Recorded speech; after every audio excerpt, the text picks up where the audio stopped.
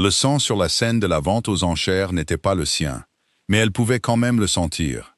Un goût de cuivre et de sel inondait sa gorge. Le commissaire-priseur la poussa en avant. Le bébé en elle donna un coup si fort qu'elle vit tout blanc. Lot 47.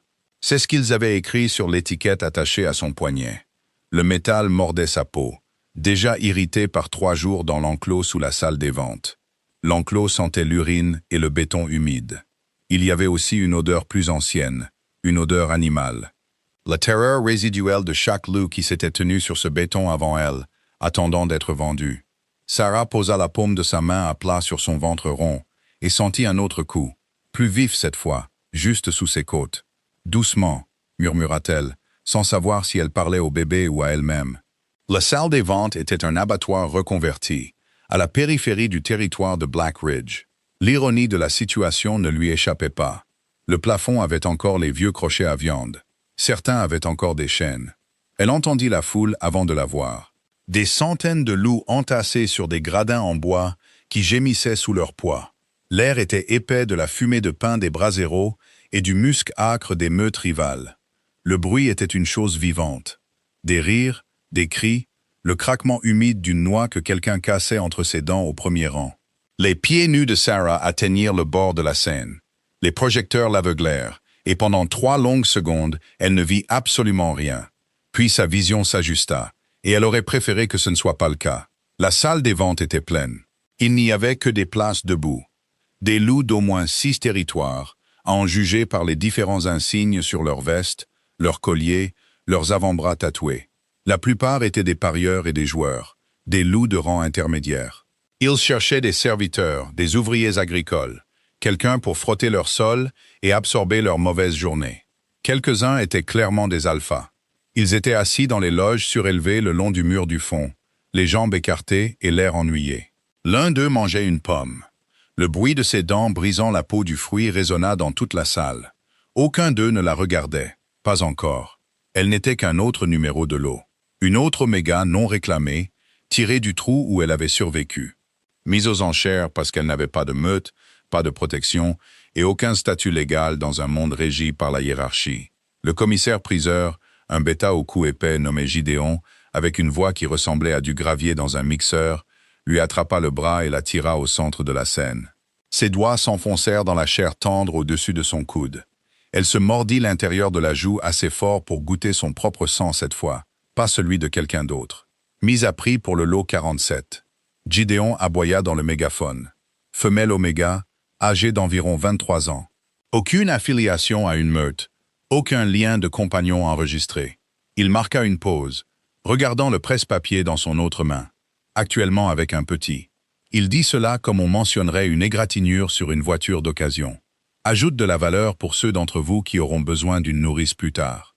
Assez saine. Les dents sont bonnes. Il tendit la main et lui releva la lèvre pour montrer ses dents. La foule rit, et Sarah sentit le bébé donner un autre coup. Quelque chose dans sa poitrine, qu'elle avait maintenu avec obstination et dépit, se fissura un peu. Elle avait survécu seule pendant 7 mois. 7 mois depuis que la meute de Greyhaven l'avait chassée. Depuis que l'Alpha Marcus s'était tenu dans son bureau au mur lambrissé, qui sentait le vieux cuir et l'huile de citron, et lui avait dit qu'une oméga portant un petit sans-père pour le réclamer était un fardeau qu'il ne pouvait pas se permettre. Elle se souvenait du motif exact du grain de son bureau. Elle se souvenait que son café avait refroidi et qu'une peau se formait à la surface. Elle se souvenait qu'il ne l'avait pas regardé en le disant. Elle ne lui avait pas dit de qui était le petit. Elle ne pouvait pas.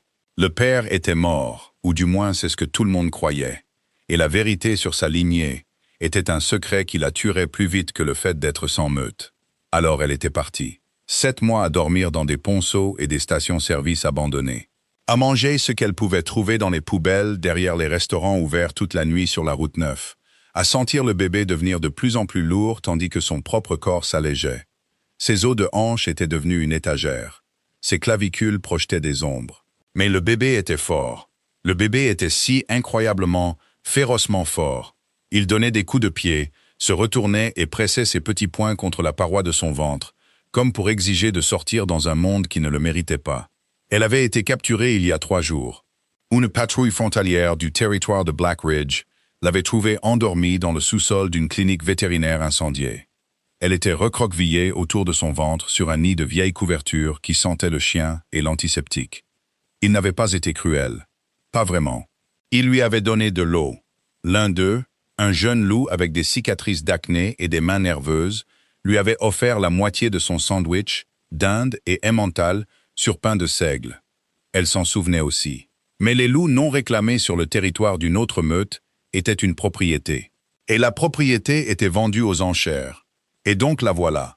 L'hôte 47, debout, pieds nus sur une scène tachée de sang dans un abattoir reconverti, pendant que 300 loups décidaient de sa valeur. Les enchères commencèrent à 200. 200 pour une oméga enceinte. C'était insultant de bassesse, et c'était exactement ce à quoi elle s'attendait. « 300 !» cria quelqu'un des rangées du milieu, une voix de femme. Sarah plissa les yeux, mais ne put distinguer le visage. 350, 400. Les offres venaient paresseusement, comme des gens qui jettent des pièces dans une fontaine. Aucune urgence, aucune passion. Elle n'était pas un prix. Elle était un achat de dernière minute, et tout le monde dans cette salle le savait. Gideon était sur le point d'appeler les dernières offres, quand les portes au fond de la salle s'ouvrirent. Chaque loup dans le bâtiment se tut exactement au même moment. C'était comme si quelqu'un avait tendu la main dans la pièce et en avait retiré le son, comme un fil d'une bobine. Sarah le sentit avant de le voir. Un changement de pression, comme l'instant avant un orage. Quand l'air devient lourd, doux et électrique. Quand votre peau picote et que chaque instinct vous dit de fuir ou de vous agenouiller.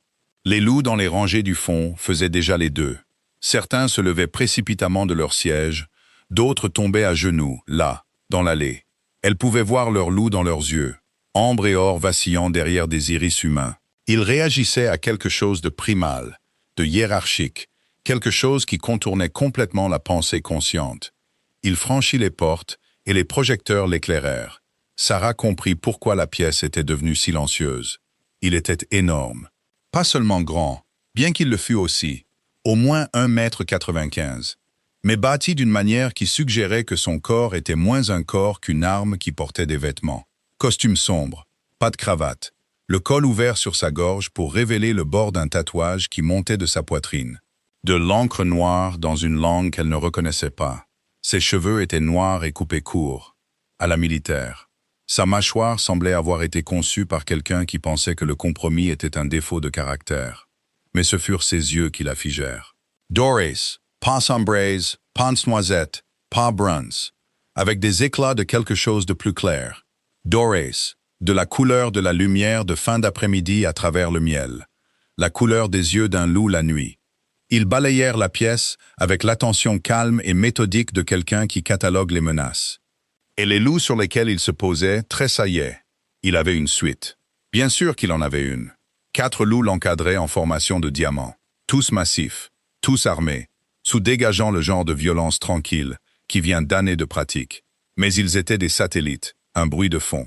La gravité dans cette pièce avait une source unique, et c'était l'homme qui descendait l'allée centrale, les mains dans les poches, comme s'il était entré dans une épicerie et était légèrement curieux des produits. L'Alpha Roi. Quelqu'un murmura à 3 rangées de la scène. Et le murmure se propagea comme un feu dans l'herbe sèche, sautant de bouche en bouche jusqu'à ce que toute la salle le murmure.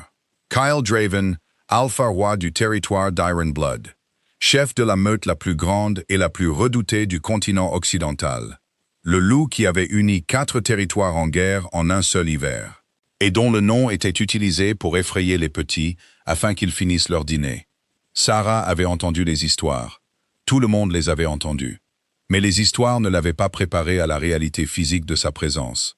La façon dont elle pressait contre sa peau comme une main. La façon dont son loup silencieux, dormant, inutile, qui n'avait jamais fait surface depuis le jour où elle s'était révélée Oméga, s'agita. Non, pas s'agita, sursauta, comme quelque chose qui se réveille après un très long sommeil et essaye immédiatement de s'échapper en griffant. Elle haleta. Sa main vola vers sa poitrine. Le mouvement soudain attira son attention, et ses yeux dorés croisèrent les siens à travers 15 mètres d'air enfumé. Et le monde s'arrêta. Pas métaphoriquement, pas poétiquement. Le monde s'arrêta vraiment. La fumée des braseros se figea en plein air. Le son mourut. La lumière se rétrécit en un seul couloir entre ses yeux et les siens. Et quelque part, dans la moelle de ses os, elle sentit quelque chose se mettre en place, avec un son comme une clé qui tourne, comme un os qui se remet, comme une porte s'ouvrant sur une pièce qu'elle avait toujours su être là, mais n'avait jamais trouvée. Compagnon. Le mot n'était pas le sien. Il venait du loup. Le loup qui n'était pas censé exister. Le loup que 3 guérisseurs de meutes différents avaient déclaré dormant, vestigial, aussi utile qu'un appendice. Ce loup était maintenant debout dans son crâne et hurlait un seul mot, avec assez de force pour faire vibrer ses dents. Compagnon, compagnon. Sa réaction fut immédiate et terrifiante. Il s'arrêta de marcher. Son corps entier se raidit, chaque muscle se bloquant d'un coup. Elle vit ses narines se dilater, alors qu'il inspirait de l'air, inspirant son odeur. Et quelque chose changea dans ses yeux dorés. Ils devinrent plus sombres, plus chauds. Les pupilles se dilatèrent jusqu'à ce que l'or ne soit plus qu'un anneau autour du noir. Sa lèvre supérieure se retroussa sur ses dents dans un grognement silencieux. Ce n'était pas de la colère, ni une menace, mais quelque chose de plus ancien et de moins civilisé. Les 4 loups de sa suite reculèrent. Pas loin de lui. En arrière, créant de l'espace. Comme s'il savait ce qui se passait et ne voulait pas se trouver entre un alpha roi et ce qui venait de capter son attention. Il se remit à marcher, plus vite maintenant, pas en courant, parce que les hommes comme Kyle Draven ne courent pas, mais en se déplaçant d'une foulée délibérée et assurée qui l'amena au bord de la Seine en quelques secondes. Les loups sur son chemin n'eurent pas besoin qu'on leur dise de bouger. Ils bougèrent comme l'eau bouge autour d'une pierre. Instinctivement, inévitablement. Il s'arrêta au pied de la Seine. Sarah se tenait 1 mètre au-dessus de lui, au centre de la Seine, la main de Gideon toujours sur son bras. Et même avec l'avantage de la hauteur, elle se sentit petite. Il la regardait avec une expression qu'elle ne pouvait pas lire. Quelque chose entre la faim, la fureur et la perplexité. Comme si elle était un problème auquel il ne s'attendait pas et qu'il ne pouvait pas résoudre. Puis il parla, et sa voix était exactement ce à quoi elle aurait dû s'attendre. Basse, profonde, le genre de voix qui n'a pas besoin de volume parce qu'elle porte l'autorité comme une rivière porte le courant. Qui l'a mise ici? Ce n'était pas une question. La main de Gideon se resserra sur son bras et elle put sentir sa peur, soudaine et âcre comme du caoutchouc brûlé. « Elle est !» commença le commissaire-priseur, puis s'arrêta, parce que les yeux de Kyle Draven s'étaient déplacés de Sarah à lui. Ce que Gideon vit dans ses yeux lui fit lâcher le bras de Sarah comme s'il l'avait brûlé. « J'ai demandé, » dit l'Alpha Roi. « Qui l'a mise ici? » « C'est une Oméga non réclamée trouvée sur le territoire de Black Ridge, » dit Gideon, et sa voix était devenue mince et avide, bien loin du mixeur de gravier. La procédure standard est la vente aux enchères pour les loups non réclamés sans affiliation à une meute. Monsieur, Votre Majesté, Alpha Roi, il passait d'un titre honorifique à l'autre comme un homme essayant des clés sur une serrure. Aucun ne semblait convenir. Kyle Draven ne le regarda plus. Ses yeux revinrent sur Sarah, et elle sentit le poids de son regard comme des mains sur sa peau. Il voyagea de son visage à sa gorge, jusqu'à la rondeur de son ventre, et elle vit quelque chose changer dans son expression quand il remarqua la grossesse. Un muscle tressaillit dans sa mâchoire. Ses mains, qui avaient été dans ses poches, en sortirent, et elle vit que ses jointures étaient blanches. « De combien de temps ?» dit-il. Toujours pas une question. Toujours cette voix basse et assurée qui s'attendait à ce que le monde s'organise autour de ces mots. Sarah ouvrit la bouche, la referma. Le loup en elle hurlait toujours, et le bébé donnait des coups de pied. La combinaison des deux rendait la respiration difficile, sans parler de la parole. « 7 mois !» réussit-elle à dire. Il hocha la tête une fois, un mouvement court et sec, puis il se tourna pour regarder la foule. 300 loups le fixaient. Certains n'avaient pas respiré depuis son entrée. « Combien ?» dit-il. Gideon cligna des yeux.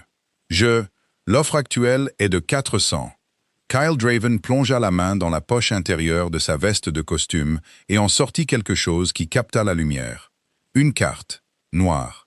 Le genre de carte qui n'a pas de limite, parce que le concept de limite ne s'applique pas à la personne qui la tient. « Je ne l'achète pas, elle, » dit-il, et sa voix porta jusqu'à chaque recoin de cet abattoir reconverti, rebondissant sur les vieux crochets à viande, le béton taché et les bancs en bois pleins de loups venus ici pour acheter des gens. « Je les achète tous. » Silence. Chaque loup sur cette liste de lots, continua-t-il. Chaque oméga, chaque non réclamé, chaque loup que vous avez dans vos enclos en bas. Tous. Donnez votre prix pour l'inventaire complet et finissons-en. La bouche de Gideon s'ouvrit et se ferma plusieurs fois. Il ressemblait à un poisson sorti de l'eau, qui essayait de se souvenir comment respirer. Il y a, dit-il, 63 loups prévus pour la vente aujourd'hui. La valeur combinée. Je veux dire la valeur totale. J'ai dit, donnez votre prix, répéta Kyle. Et il y avait un fil de quelque chose de dangereux dans sa voix maintenant. Quelque chose qui fit vibrer le bois de la scène sous les pieds nus de Sarah. Je ne demanderai pas une autre fois. Le commissaire-priseur annonça un chiffre. C'était absurde. C'était le genre de chiffre qui existe dans les relevés bancaires et les traités internationaux, pas dans des abattoirs reconvertis au milieu de nulle part. Kyle Draven lui tendit la carte noire sans le regarder. Puis il monta sur la scène. Un mouvement fluide, sans escalier, juste un pas et une poussée de muscles qui l'amena du sol à la scène, comme si la gravité avait décidé de faire une exception. Il était devant elle maintenant, assez près pour qu'elle puisse le sentir. Le pin. Pas le pin artificiel des désodorisants de voiture ou des produits de nettoyage. Du vrai pin, l'odeur âcre, verte et résineuse d'une forêt vivante. De la sève coulant de l'écorce, des aiguilles écrasées sous les pieds. Et en dessous, quelque chose de plus chaud. Du bois, du vieux papier, la saveur minérale de la pierre. Il sentait un endroit où elle n'avait jamais été, mais qu'elle avait toujours cherché. Sa main se leva et elle tressaillit, et il s'arrêta. Ses doigts planèrent à quelques centimètres de son visage, assez près pour qu'elle sente la chaleur irradier de sa peau. Et il attendit, la regardant, lisant son tressaillement comme un tracker lit une empreinte dans la boue, cataloguant tout ce que cela lui disait. « Je vais te prendre dans mes bras », dit-il, et sa voix était différente maintenant. Toujours basse, toujours assurée, mais avec quelque chose de prudent, de délibérément doux. Comme un homme essayant de ne pas effrayer un cheval. Tu as l'air sur le point de tomber, et je préférerais te rattraper plutôt que de te voir le faire. Hoche la tête si c'est acceptable. Elle aurait dû dire non. Elle aurait dû reculer, exiger des réponses, demander qui il était, même si elle le savait déjà. Elle aurait dû faire l'une des 100 choses qu'une personne rationnelle ferait face au loup le plus puissant du monde, qui prétendait venir d'acheter 63 personnes pour éviter l'inconvénient d'une guerre d'enchères. Au lieu de cela, elle hocha la tête. Ses bras l'entourèrent, un derrière son dos, un sous ses genoux. Et il la souleva du sol de la scène comme si elle ne pesait rien, comme si elle n'était pas près de 60 kilos d'oméga affamé, de bébé de 7 mois, d'épuisement et de peur. Il la tint contre sa poitrine, et elle pouvait sentir son cœur battre à travers le tissu de son costume, régulier, lent et incroyablement calme. Et le bébé donna un autre coup de pied, fort, juste contre son avant-bras. Il baissa les yeux vers l'endroit où le coup avait pressé son bras, puis vers son visage. « Le tien, dit-il. Pas une question. Le mien, confirma-t-elle. Quelque chose passa dans son expression. Pas du mécontentement, pas de la jalousie. Quelque chose qu'elle passerait des semaines à essayer de nommer et qu'elle finirait par appeler reconnaissance. Comme si le coup de pied du bébé lui avait dit quelque chose qu'il attendait d'entendre. Puis tout bascula. Les projecteurs devint flou. Le son de 300 loups respirant dans un espace clos devint un rugissement qui se transforma en un gémissement, puis en rien. La fumée de pain et son odeur de pain fusionnèrent en une seule obscurité verte. Elle sentit son corps se relâcher dans ses bras. Sentit la tension qui l'avait maintenue debout pendant 7 mois finalement, catastrophiquement, lâcher prise. La dernière chose qu'elle perçut, avant de perdre connaissance, fut ses bras se resserrant autour d'elle, la tirant plus près, et sa voix, plus prudente, plus douce, mais vive et autoritaire, dirigée vers quelqu'un qu'elle ne pouvait pas voir. « Faites venir mon médecin, maintenant. Si elle ne se réveille pas dans l'heure, je démonterai ce bâtiment de mes propres mains. » Puis l'obscurité l'avala, et le bébé donna un dernier coup de pied, comme pour protester. Et puis il n'y eut plus rien. Elle se réveilla dans des draps qui sentaient la lavande, le cèdre et l'argent. Pas l'argent réel, mais l'absence de pauvreté. Le luxe spécifique du coton propre, avec un nombre de fils si élevé que le tissu ressemblait à de l'eau sur sa peau. Elle n'avait pas dormi dans des draps comme ceux-ci depuis... Eh bien, elle n'avait jamais dormi dans des draps comme ceux-ci. La pièce se précisa lentement. Des murs de pierre, pas la pierre froide et humide d'un sous-sol ou d'une ruine, mais une pierre chaude, dorée, assemblée sans mortier d'une manière qui parlait d'un savoir-faire ancien et d'une richesse encore plus ancienne. Un feu brûlait doucement de l'autre côté de la pièce. Les flammes dansaient sur des bûches qui crépitaient et remplissaient l'air d'une odeur de bois de pommier. De lourds rideaux d'un bordeaux profond pendaient à des fenêtres qui, même fermées, donnaient sur quelque chose de vaste. Les meubles étaient en bois sombre, simple mais solide, le genre de meuble fait pour une pièce spécifique et qui ne l'avait jamais quitté. Elle était dans un lit de la taille d'un petit pays. Le matelas l'avait avalé. Les oreillers étaient ridicules. Elle en compta 6 avant d'arrêter de compter. Le bébé bougea, un mouvement lent et roulant cette fois. Pas un coup de pied, mais un étirement. Elle pressa ses 2 mains sur son ventre et sentit la forme d'un petit pied poussé vers l'extérieur. « Toujours là », murmura-t-elle. « Bien, vous avez été inconsciente pendant 4 heures », dit une voix du coin de la pièce. La tête de Sarah tourna si vite vers la gauche que son cou craqua. Il était assis dans un fauteuil près de la cheminée. La lumière des flammes éclairait un côté de son visage et laissait l'autre dans l'ombre. Et les yeux dorés la regardaient avec une intensité qui lui donnait l'impression d'être un spécimen sous verre. Il avait enlevé sa veste de costume. Les manches de sa chemise blanche étaient retroussées jusqu'au coude, révélant des avant-bras noueux de muscles et striés de cicatrices. De fines lignes blanches qui racontaient une histoire de violence qu'elle ne pouvait même pas commencer à lire. Il avait un livre sur ses genoux. Il le ferma en la regardant, et elle aperçut le titre. Un guide de terrain sur les herbes médicinales des territoires du Nord. Un post-it dépassait des pages, et elle pouvait y voir une écriture, petite et précise. « Mon médecin dit que vous êtes sévèrement dénutri », continua-t-il. Sa voix était conversationnelle, calme, comme si c'était une situation normale. Déshydraté, anémique. Votre tension artérielle est dangereusement basse, et vous avez un début d'infection au pied gauche, à cause de ce qui semble être une blessure par perforation qui n'a jamais été correctement nettoyée. Elle estime que vous avez mangé moins de 800 calories par jour pendant au moins 2 mois. Il marqua une pause. Elle dit aussi qu'il est remarquable que le bébé soit en aussi bonne santé. « Où suis-je » demanda Sarah. Sa voix sortit rauque, écorchée. « Au donjon d'Ironblood. Ma maison. Vous êtes dans l'aile est, au 3e étage. Le médecin est dans la chambre d'à côté si vous avez besoin d'elle, et il y a des gardes aux 2 extrémités du couloir. Pas pour vous garder à l'intérieur, mais pour tenir tout le monde à l'écart. » Il se pencha en avant dans le fauteuil, et la lumière du feu attrapa la cicatrice qui courait de sa tempe gauche à sa mâchoire. Une fine ligne argentée qu'elle n'avait pas remarquée auparavant. « Quel est votre nom ?»« Sarah. »« Sarah Voss. »« Sarah. » Il le dit une fois, le testant, et la façon dont il sonnait dans sa voix fit se serrer quelque chose dans sa poitrine. « Sarah, je dois vous demander quelque chose, et j'ai besoin que vous répondiez honnêtement. Savez-vous ce que je suis pour vous ?» Le loup en elle s'agita de nouveau, ne sursautant pas cette fois, mais s'installant comme un chien qui tourne 3 fois avant de se coucher. « Vous êtes l'Alpha Roi, dit-elle prudemment. C'est un titre. Je vous interroge sur quelque chose de plus ancien que les titres. » Elle le regarda. Il la regarda en retour. Le feu crépita, quelque part à l'extérieur de la fenêtre. Un loup hurla, lointain et mélancolique, et un autre répondit. « Vous êtes mon compagnon, dit-elle. » Et le mot lui donna l'impression d'avaler une allumette enflammée. Il hocha la tête, le même hochement court et sec de la salle des ventes. Oui.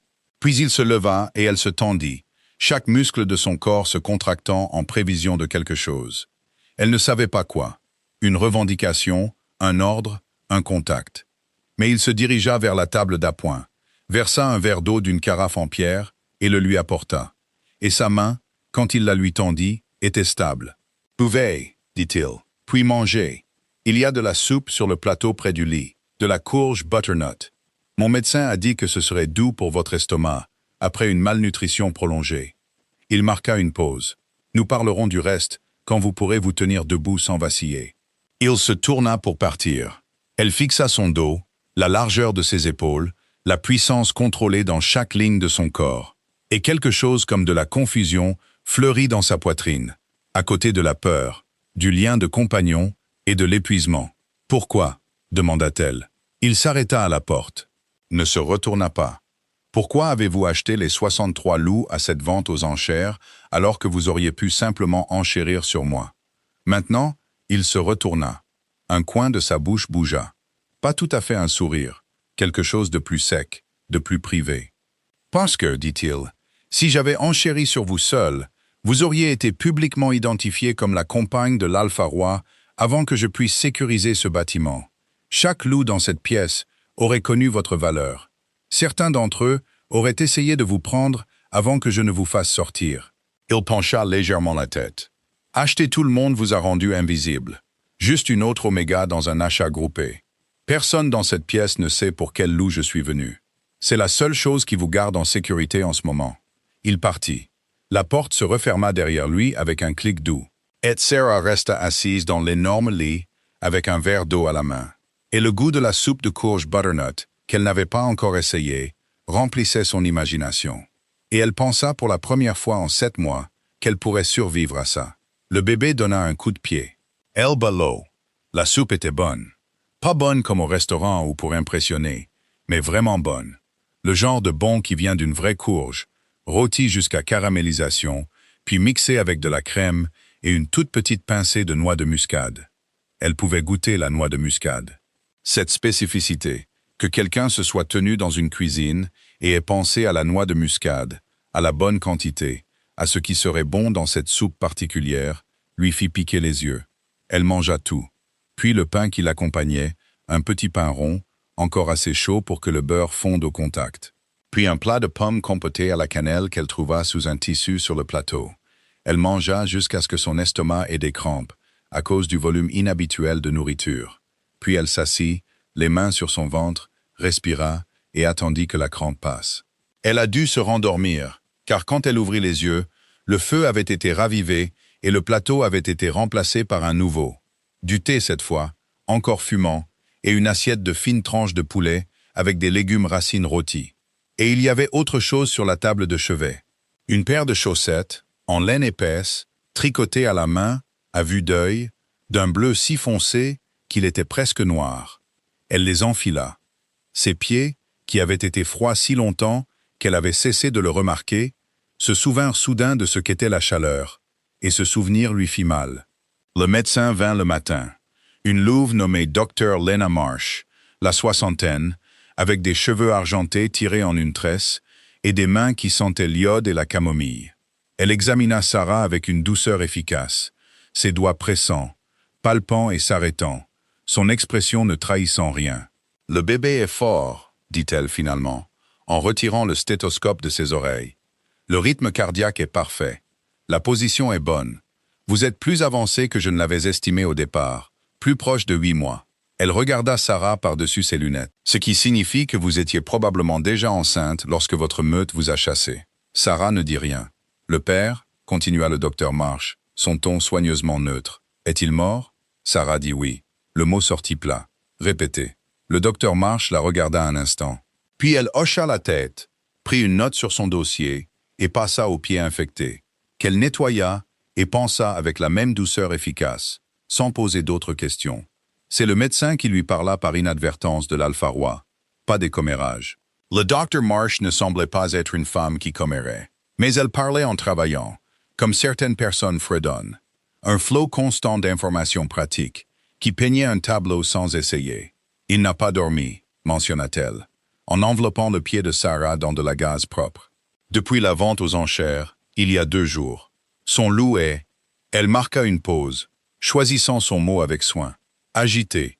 Avoir une compagne non réclamée sur son territoire, dans sa maison, dans un état comme le vôtre, c'est... Elle s'interrompit et noua la gaze avec un petit nœud précis. Il a arraché une porte de ses gonds hier. Il l'a simplement arrachée du cadre. Son bêta a dit qu'il n'avait pas l'air de remarquer ce qu'il faisait. « Pourquoi ?» demanda Sarah. « Parce que vous vous êtes évanoui, dit simplement le docteur Marsh. Parce que vous vous êtes évanoui. » Et son loup l'a enregistré comme sa compagne étant en danger. Et ce loup en particulier ne fait pas la distinction entre le danger des ennemis et le danger de la malnutrition. Pour ses instincts, quelque chose vous fait du mal, il ne peut pas le trouver et il ne peut pas le combattre. Elle regarda Sarah. Alors il arrache des portes de leur gonds à la place. La porte de la chambre de Sarah resta intacte. Elle vérifia. Le 3e jour, elle sortit du lit. Ses jambes tremblaient. Sa vision se rétrécit. Elle s'agrippa au montant du lit et attendit que le monde arrête de tanguer. Puis elle se dirigea vers la fenêtre, tira le lourd rideau bordeaux, et la vue lui coupa le souffle.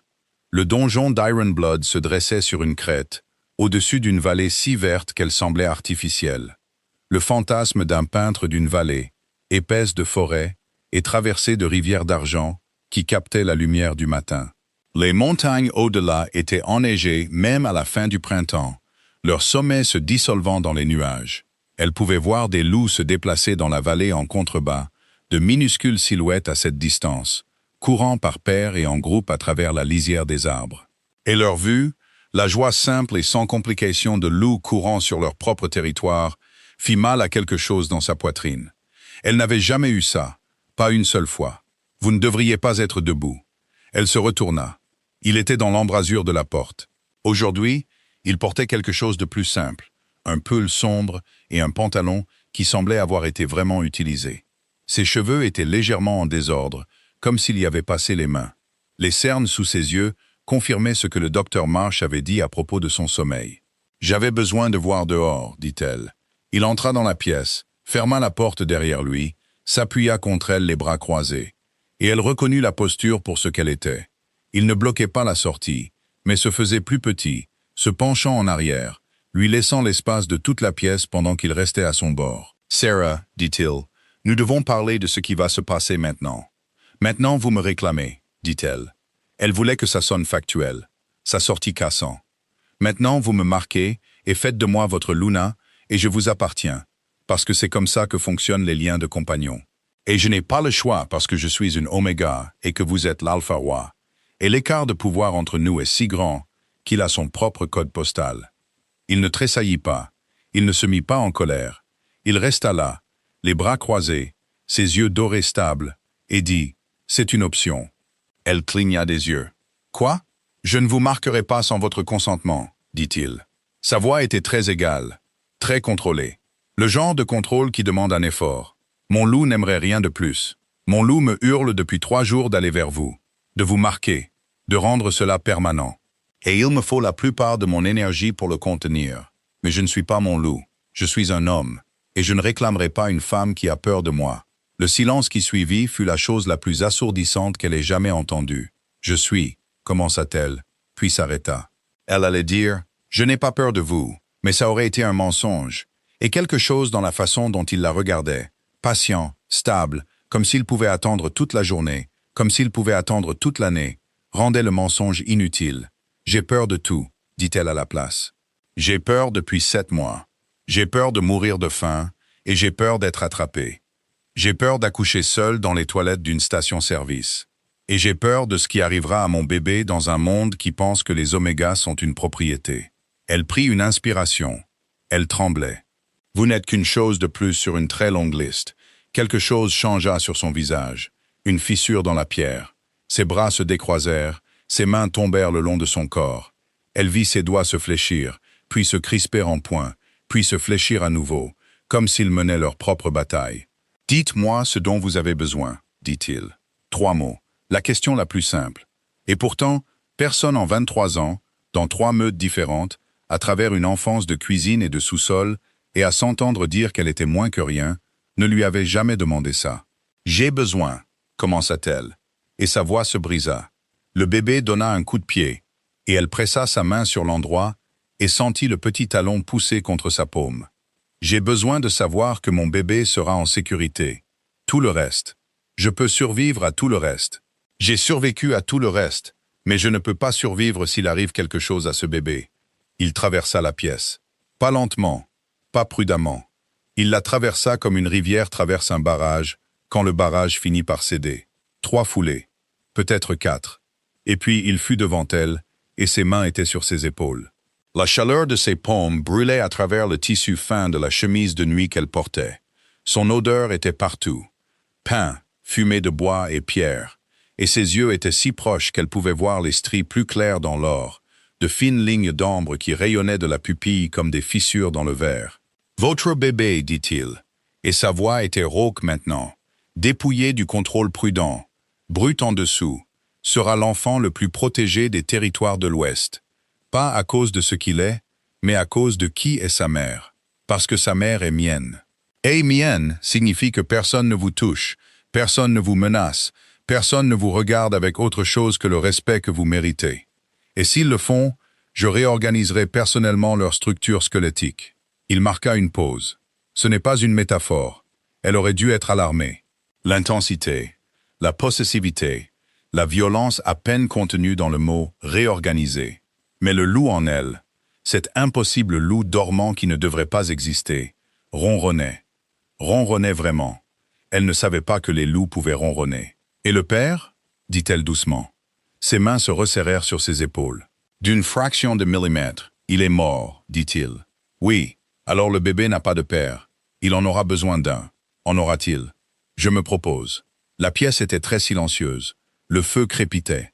Un oiseau chanta quelque part à l'extérieur de la fenêtre. Une note aiguë et descendante qui ressemblait à une question. « Vous ne me connaissez pas, dit-elle. Je connais votre odeur, dit-il. Je sais que mon loup vous a reconnu avant moi. Je sais que vous avez survécu seul pendant 7 mois en étant enceinte, et cela demande une force que la plupart des alphas que je connais ne possèdent pas. Je sais que la première chose que vous avez demandé concernait votre bébé, et non vous-même. » Il pencha la tête. « J'en sais assez. Et si je dis non, alors vous restez ici en tant qu'invité aussi longtemps que vous le souhaitez, sans condition, sans attente. La chambre est à vous. Le médecin est à vous. La nourriture est à vous. Les chaussettes sont à vous. » Il marqua une pause. « Je souffrirai. Mon loup souffrira. Mais la souffrance n'est pas votre problème. C'est le mien. Les chaussettes. » Il avait mentionné les chaussettes. Une si petite chose. Une chose si ridiculement petite pour être défaite. Elle ne dit pas oui. Pas à ce moment-là. Mais elle ne dit pas non. Il partit. Elle posa sa main sur la vitre de la fenêtre et sentit le froid contre sa paume. Elle regarda la vallée et les loups qui couraient en bas, et pensa à ce que ce serait de courir. Au cours des 2 semaines suivantes, 2 choses se produisirent simultanément. Sarah devint plus forte et l'alpha roi empira. La première était visible et mesurable. Le docteur Marsh la pesait tous les 3 jours et lui montrait la trajectoire ascendante sur un petit graphique qu'elle gardait attaché à son sac. L'infection à son pied disparut. Les ecchymoses passèrent du violet au jaune, puis à rien. Le bébé continuait de grandir, actif et exigeant. Et le corps de Sarah se mobilisa pour répondre à la demande maintenant qu'il en avait les ressources. Les creux de ses joues se comblèrent. Ses cheveux, qui avaient été cassants et ternes, commencèrent à retrouver un semblant de brillance. Elle ne pouvait toujours pas se transformer. Le Dr Marsh l'avait examinée pour cela, soigneusement, méthodiquement, et avait rapporté que le loup de Sarah était présent. Mais, et ici elle avait froncé les sourcils et utilisé un mot que Sarah n'avait jamais entendu auparavant, entravé, comme si quelque chose le retenait activement. La seconde chose était moins visible, mais plus alarmante. Kyle ne venait pas dans sa chambre. Il envoyait de la nourriture. Il envoyait des livres. Un assortiment apparemment aléatoire, dont elle réalisa plus tard qu'il s'agissait de titres qu'elle avait mentionnés en passant. Un roman sur une femme voyageant seule dans la nature. Une histoire des herbes médicinales. Une copie usée d'un recueil de contes populaires des territoires du Nord, qu'elle avait adoré enfant et qu'elle pensait épuisée. Il envoya une boîte de peinture et du bon papier quand elle mentionna une fois au Dr Marsh qu'elle peignait autrefois. Les peintures arrivèrent dans l'heure, des pigments à l'huile de qualité professionnelle. Mais il ne vint pas lui-même, et les rapports du Dr Marsh, des gardes et des serviteurs qui lui apportaient ses repas, peignaient le portrait d'un homme en guerre avec lui-même. Il ne dormait pas, il mangeait à peine. 2 salles d'entraînement dans l'aile est avaient été détruites, les sacs de frappe arrachés de leur support au plafond, les mannequins d'entraînement en bois réduits en petits bois. Son Beta, un loup au regard stable nommé Ronin, que Sarah avait rencontré une fois dans le couloir et qu'il avait salué avec un respect auquel elle n'était pas habituée, dit au Dr Marsh que le loup de l'alpha était à la surface presque constamment maintenant, pressant contre son contrôle, et que la seule chose qui empêchait Kyle de se perdre complètement était l'entêtement et une promesse qu'il s'était faite de ne pas la toucher jusqu'à ce qu'elle le demande. Cette information fut transmise à Sarah par le Dr Marsh, avec la neutralité clinique d'un bulletin météorologique. Mais l'implication était claire. Le lien de compagnon n'était pas une chose douce, c'était un impératif biologique, une attraction gravitationnelle qui devenait plus forte avec la proximité. et la proximité sans achèvement, sans marquage, sans que le lien soit scellé, déchirait lentement Kyle Draven.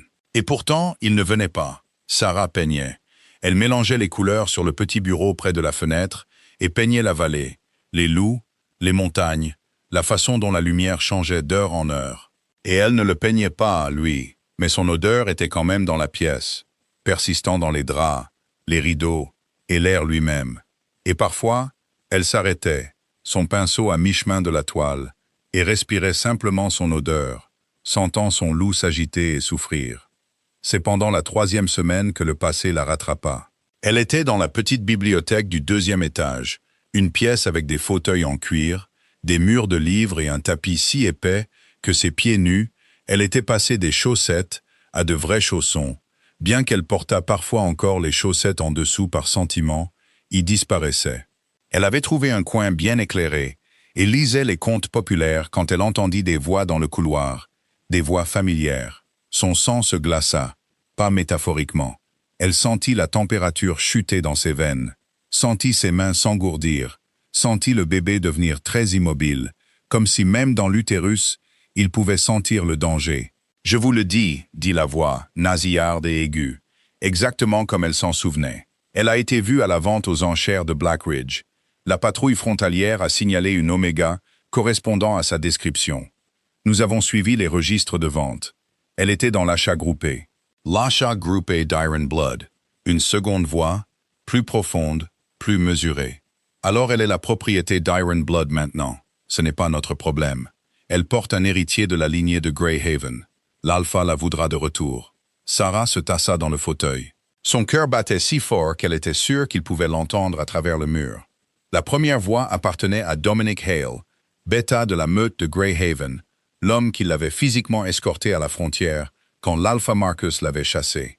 Elle se souvenait de sa main sur sa nuque. Elle se souvenait de la façon dont il avait serré. Juste une fois, pas assez pour laisser une marque, mais assez pour communiquer son mépris. La seconde voix, elle ne la reconnaissait pas.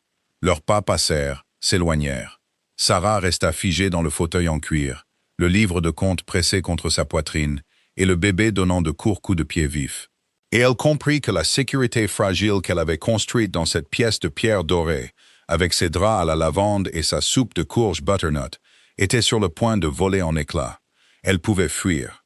Elle l'avait déjà fait. 7 mois de pratique.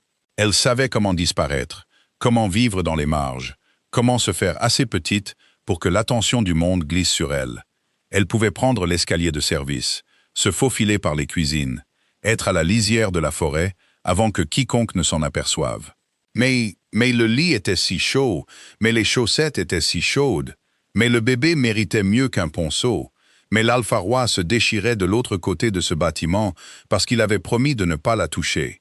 Et elle pouvait sentir sa douleur à travers le lien, la sentir comme un feu lointain. Et fuir n'éteindrait pas ce feu. Fuir ne ferait qu'empirer les choses. Elle alla le trouver. La salle d'entraînement se trouvait au bout de l'aile est, après 2 séries de lourdes portes doubles et en bas d'un escalier qui sentait la sueur et le vieux bois. Elle suivit les bruits, pas des voix, des impacts. Le bruit sourd, lourd et rythmé de poings frappant quelque chose qui cède, et le craquement occasionnel de quelque chose qui ne cède pas. La porte était ouverte. Il était au centre de la pièce, torse nu, les poings bandés de tissu sombre de sueur. Il frappait une colonne de bois qui avait peut-être été un mannequin d'entraînement, mais qui n'était plus qu'une colonne de bois absorbant les coups. Il lui tournait le dos, et elle pouvait voir les muscles bouger sous sa peau, voir les cicatrices. Tant de cicatrices. Une carte de violence écrite en argent et en blanc. Des lignes fines, des crêtes épaisses, et une longue courbe sur son omoplate gauche qui semblait avoir été faite par une griffe. Le tatouage qu'elle avait vu à la vente aux enchères montait de sa poitrine à son cou, et de dos, elle pouvait voir qu'il continuait sur le haut de son dos. Des runes, des anciennes. Elle en reconnut certaines du livre de contes, des sceaux de protection d'une tradition plus ancienne que le système des meutes lui-même. Il arrêta de frapper le bois. Ses épaules se soulevaient. Il ne se retourna pas. « Vous ne devriez pas être ici, » dit-il. Sa voix était rauque. « Des loups de Greyhaven sont arrivés, » dit-elle. « Ils sont ici, dans le donjon. Je les ai entendus dans le couloir. » Il se retourna. Le devant de son corps était pire. Pas pire, plus.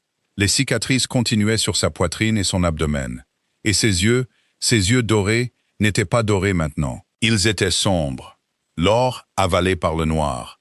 Son loup si proche de la surface qu'elle pouvait presque le voir la regarder de derrière son visage. « Je sais, dit-il. Vous savez, 2 émissaires sont arrivés ce matin. Ils ont demandé une réunion avec moi pour discuter de... » Il marqua une pause, et quelque chose de laid traversa son expression. La restitution de biens appartenant à la meute de Greyhaven. « Des biens » répéta-t-elle. « Leurs mots, pas les miens. » Il s'approcha d'elle, et elle ne recula pas. Elle était fatiguée de reculer. Il s'arrêta à un demi-mètre, assez près pour que la chaleur de son entraînement irradie contre sa peau, et l'odeur de pain de lui était si forte qu'elle était pratiquement un objet physique. « Que vous ont-ils dit sur moi » demanda-t-elle. « Quelles raisons ont-ils donné pour vouloir mon retour ?»« Ils m'ont dit que vous étiez une Oméga en fuite, qui avait volé des ressources de la meute en partant, que vous portez le petit d'un membre décédé de la meute et que le petit appartient à Greyhaven par droit du sang. » Il dit cela d'un ton plat, comme quelqu'un qui lit un menu qu'il trouve dégoûtant. J'ai supposé que la plupart étaient un mensonge. Avais-je raison? Tout, dit-elle. Tout est un mensonge. Je n'ai rien volé. Je suis parti avec les vêtements que je portais et le bébé. Elle s'arrêta. Le bébé. C'était le moment, le bord de la falaise, la vérité qu'elle portait depuis 8 mois. Plus lourde que l'enfant lui-même, plus lourde que la faim, plus lourde que la peur. Elle la sentait dans sa gorge, poussant vers le haut, exigeant d'être dite. Il attendit, patient, immobile, ses yeux sombres la regardant. Le père du bébé n'était pas juste un membre de la meute. Elle dit, il était le fils de l'Alpha Marcus, son unique fils, Elias. Le nom resta en suspens dans l'air entre eux. Elias est mort dans une escarmouche frontalière 2 mois avant que je découvre que j'étais enceinte. L'Alpha Marcus m'a blâmé, pas pour la mort, mais pour la grossesse. Une Oméga portant un héritier potentiel était une complication qu'il ne pouvait pas se permettre d'expliquer à la meute. Sa lignée était censée être purement alpha. Une Oméga portant du sang alpha prouverait que son fils avait choisi une compagne en dessous de son rang. Alors il m'a chassé et a dit à la meute que j'étais une voleuse et une menteuse, et que le bébé était un bâtard d'un loup inconnu. Elle tremblait. Pas de froid, pas cette fois. De la libération, la vérité enfin révélée, tombant de sa bouche comme des pierres. « Mais il y a plus, dit-elle, et sa voix baissa. Et le loup en elle s'agita, et le bébé donna un coup de pied, et quelque chose dans la pièce changea, un courant, une charge, comme si l'air lui-même écoutait. Elias n'était pas un alpha. Il avait du sang alpha, oui, mais son loup était dormant, comme le mien. Les guérisseurs ont dit que c'était rare, mais pas inédit. 2 loups avec une génétique dormante. Elle le regarda. Son expression n'avait pas changé. Il écoutait de tout son corps. Mais mon loup n'est pas dormant parce qu'il est faible. Elle dit, il est dormant parce que quelque chose le retient. Le docteur Marsh a utilisé le mot entravé. Elle avait raison. J'ai été entravé. Quand j'avais 6 ans, ma mère m'a emmené voir une femme dans les territoires du Sud qui a effectué un rituel d'entrave. Elle a payé pour ça. Elle a lié mon loup si étroitement que 3 guérisseurs de meutes différents l'ont déclaré mort. Ma mère a fait ça pour me protéger. Parce que mon loup, elle déglutit. Mon loup n'est pas un loup d'Oméga. Le silence dans la salle d'entraînement était absolu. « Qu'est-ce que c'est » dit Kyle. « Ma mère n'était pas de Greyhaven » dit Sarah. Elle venait de la lignée de la lune de sang, la lignée directe. Elle était la fille de leur alpha. Elle s'est enfuie parce que son père allait l'utiliser dans un mariage politique. Et elle a fui vers la meute la plus petite et la plus obscure qu'elle a pu trouver. Et elle s'y est cachée pendant 20 ans. Et elle m'a eu. Et elle a entravé mon loup parce qu'un loup de la lune de sang dans un corps d'Oméga, dans une meute qui n'avait aucune idée de qui nous étions, nous aurait fait tuer toutes les 2. Kyle Draven la fixa. Pour la première fois depuis qu'elle l'avait rencontré, il n'avait pas l'air choqué, mais recalibré. Comme si l'équation sur laquelle il travaillait venait d'ajouter 3 nouvelles variables. « Vous êtes de la lune de sang, dit-il. Ma mère l'était. La lignée alpha de la lune de sang, dit-il, et sa voix était très calme maintenant, est la seule lignée dans l'histoire enregistrée qui produit des loups capables de se lier à plus d'une meute simultanément. On les appelait des loups-ponts. Le dernier est mort il y a 60 ans. Ou n'est pas mort, dit Sarah. Il s'est juste caché. Il expira un long et lent souffle qui sembla lui enlever quelque chose. Une tension qu'elle n'avait pas réalisé qu'il retenait. Votre bébé, dit-il, pourrait être un loupon, dit-elle. Pourrait n'être rien. Pourrait être une oméga dormante comme Elias. Je ne sais pas. Mais si Greyhaven le découvre, si quelqu'un le découvre, ils voudront l'enfant, termina-t-il. Chaque meute sur le continent voudra l'enfant. Oui. Il la regarda, et quelque chose se fixa dans ses yeux d'or sombre. Quelque chose qu'elle apprendrait avec le temps n'était pas de la possessivité. La distinction importait. Alors personne ne le découvrira, dit-il. Et Greyhaven ne vous récupérera pas. Et les émissaires qui mangent actuellement ma nourriture et dorment dans mes chambres d'amis quitteront ce territoire avant le coucher du soleil, où ils le quitteront en plus petits morceaux. Il se tourna pour partir. Elle attrapa son bras. Le contact provoqua une secousse à travers eux deux, visible, physique. Un choc qui fit se crisper sa mâchoire et couper son souffle. Et le lien entre eux vibra comme une corde pincée. Kyle, son nom. Elle ne l'avait pas utilisé avant. Cela l'arrêta plus efficacement que la main sur son bras. « Vous devriez savoir, dit-elle, que je ne dis pas oui parce que vous me protégez. Ce serait transactionnel, et je suis fatigué d'être une transaction. » Elle prit une inspiration. « Je dis oui parce que mon loup de la lune de sang entravé et supposément dormant, ronronne depuis le moment où je vous ai rencontré. Il n'a jamais fait ça avant. Pas une seule fois. Et je pense qu'il sait quelque chose que j'ai eu trop peur d'admettre. » Il se retourna lentement. Ses yeux étaient redevenus entièrement dorés, le sombre se retirant, l'ambre brûlant, et il y avait quelque chose dans son expression qu'elle porterait avec elle pour le reste de sa vie. Le regard d'un homme qui avait retenu son souffle pendant 3 semaines et qui avait enfin reçu la permission d'expirer. « Dites-le, dit-il. Vous êtes mon compagnon, dit-elle, et je veux être la vôtre. » Il ne l'attrapa pas, il ne l'embrassa pas, il ne la souleva pas de ses pieds, ni ne la pressa contre un mur, ni ne fit aucune des choses qu'elle s'attendait à ce que l'Alpha-Roi fasse avec le mot « oui ». Il posa son front contre le sien, doucement, si doucement. Ses mains se levèrent pour encadrer son visage, et ses paumes étaient chaudes et calleuses. Elle pouvait sentir le fin tremblement dans ses doigts, l'effort de retenue, et son souffle était chaud contre sa bouche, et son odeur était partout. Et le lien entre eux chantait vraiment, une fréquence qu'elle pouvait sentir dans ses dents. « Après, dit-il contre sa bouche, et sa voix était brisée, après que je me sois occupé des loups de Greyhaven, après que le médecin vous ait donné son accord, après que vous ayez dîné et dormi dans un vrai lit et que vous vous réveillez demain en le pensant toujours. Alors je vous marquerai. Pas ce soir, pas comme ça. Vous méritez mieux qu'une salle d'entraînement en sueur et un alpha qui n'a pas dormi depuis 3 semaines. » Elle rit. Cela les surprit tous les deux. Un vrai rire, rouillé par le manque d'usage, mais réel. Et il résonna sur les murs de pierre et les mannequins d'entraînement cassés et les poings bandés du loup le plus puissant du monde. Et son expression quand il l'entendit, émerveillée, brute et sans défense, fut la plus belle chose qu'elle ait jamais vue. « Marché conclu, dit-elle. » Il sourit. C'était la première fois qu'elle le voyait sourire. C'était dévastateur. La réunion avec les émissaires de Greyhaven eut lieu 2 heures plus tard, et Sarah n'était pas censée être là. Elle y était quand même, cachée derrière une porte entr'ouverte sur la galerie supérieure qui surplombait la grande salle, avec le docteur Marsh à ses côtés, dans une solidarité silencieuse et désapprobatrice. La galerie sentait le vieux poli à bois et la poussière, et la douce odeur des bougies en cire d'abeille qui avaient brûlé si longtemps que leur parfum s'était imprégné dans les poutres. En bas, la grande salle était caverneuse, sol en pierre, mur en pierre, un plafond si haut que la lumière du feu ne l'atteignait pas. La meute d'Iron Blood remplissait la salle. Pas tous, mais assez.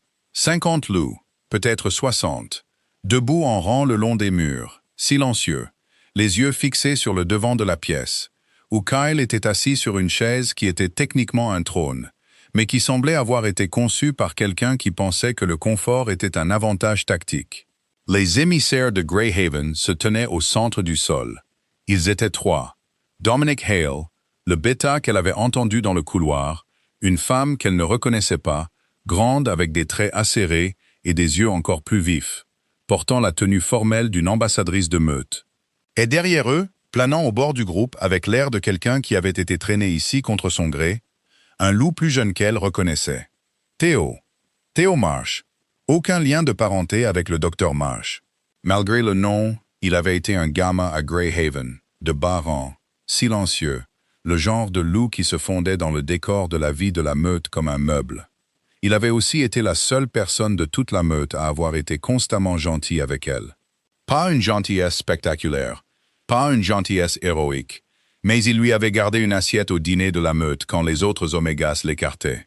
Il avait une fois laissé une barre de savon enveloppée dans du papier brun devant sa porte, quand les réserves de la meute s'étaient épuisées. Du savon à la lavande. Elle se souvenait encore de l'odeur. Il était là maintenant, debout derrière Dominic Hale, et il avait l'air de vouloir être n'importe où ailleurs sur Terre. « Alpha Roi », dit Dominic, et sa voix était exactement comme elle s'en souvenait. Ce ton nasillard et aigu qui réussissait à faire de chaque phrase une accusation. « Nous apprécions votre volonté de nous rencontrer. Comme discuté, nous sommes ici concernant la restitution de biens appartenant à la meute de Greyhaven. » Kyle était très immobile. Il portait à nouveau le costume sombre, la veste boutonnée, et sa posture était détendue. Une main reposant sur le bras du trône, l'autre sur ses genoux. Son expression était vide, pas froide. Vide, comme une ardoise qui avait été effacée pour faire de la place à ce qui allait y être écrit. « Répétez ce mot », dit-il d'un ton conversationnel. Dominic cligna des yeux. « Quel mot, Alpha Roi ?»« Biens. » La salle devint froide. Pas physiquement froide, bien que Sarah aurait juré que la température avait chuté. Le genre de froid qui vient de chaque loup dans la pièce, devenant soudainement et simultanément très conscient que l'homme sur le trône n'était pas détendu. Il était prêt à bondir. Dominic Hale, à son crédit ou à sa folie, ne recula pas. L'Oméga Saravos était un membre enregistré de la meute de Greyhaven qui a fui sans autorisation et porte un petit de la lignée de Greyhaven. Selon la loi intermeute, le petit est « Je vais vous arrêter », dit Kyle. Il n'éleva pas la voix. Mais les mots tombèrent sur Dominic comme un poids physique, le pressant vers le bas, et Sarah put voir les épaules du bêta s'affaisser sous la force du commandement de l'alpha. « Je vais vous arrêter parce que je veux m'assurer de bien comprendre la situation. » Il se leva.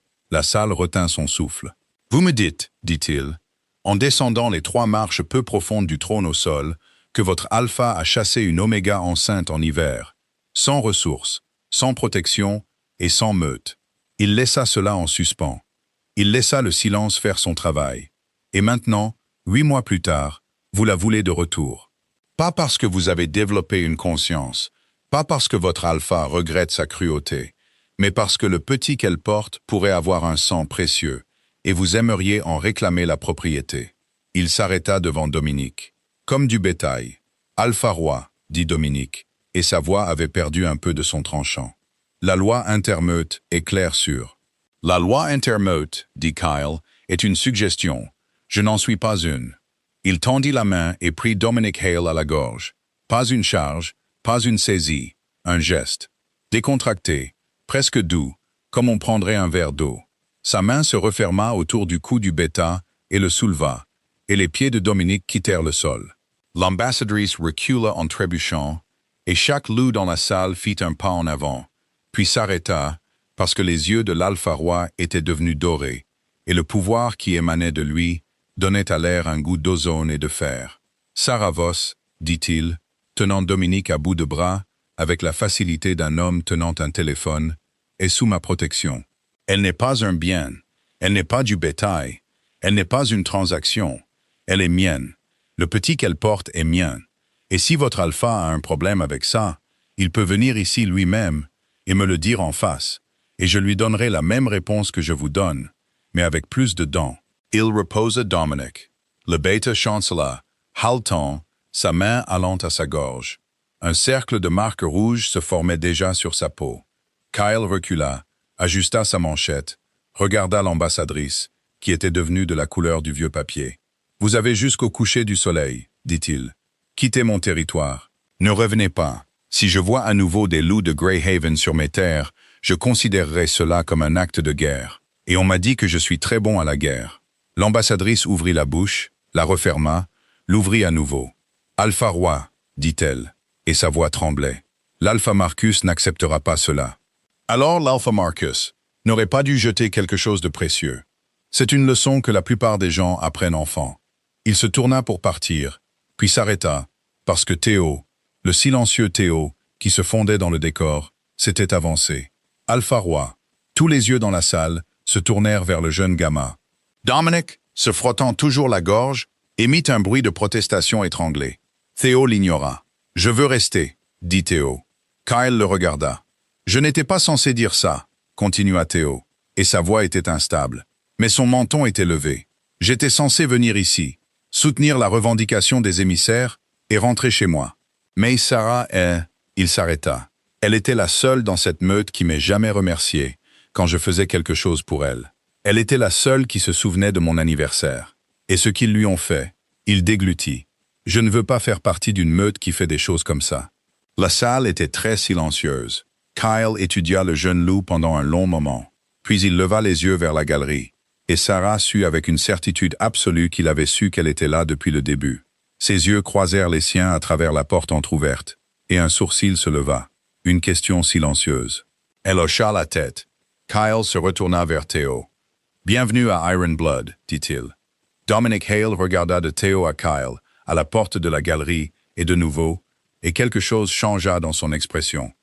Pas de la colère, quelque chose de plus compliqué, quelque chose qui, pendant une demi-seconde, ressembla presque à du regret. « Elle a toujours été trop bien pour nous, » dit-il doucement. Les mots semblèrent le surprendre lui-même. Il cligna des yeux comme s'il se réveillait de quelque chose, puis son visage se referma, les arêtes vives revenant. Il tourna les talons et sortit de la grande salle sans se retourner. Mais Sarah l'avait entendu, et elle s'en souviendrait, pas comme une absolution, pas comme un pardon, mais comme la preuve que même les pires personnes savent parfois exactement ce qu'elles font, et le font quand même. Et cette connaissance était sa propre sorte de punition. L'ambassadrice suivit Dominique.